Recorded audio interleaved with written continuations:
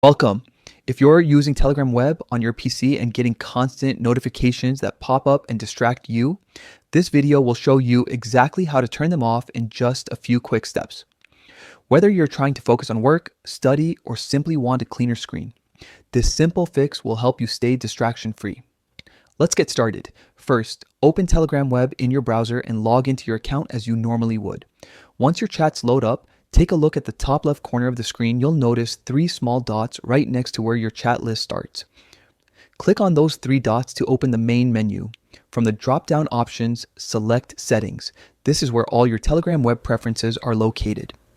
Inside the Settings section, click on Notifications. Here you'll find all the notification controls for your web sessions. Now, the key option to look for is called Web Notifications. By default, it's usually checked, meaning Telegram Web is allowed to show alerts and pop-ups on your desktop. To stop these notifications from appearing, simply uncheck the box next to Web Notifications. That's it. The change takes effect immediately, and Telegram will no longer send any pop-up messages while you're using the web version. You can always turn them back on later. If you change your mind, just follow the same path and check the box again. This small adjustment can make a big difference.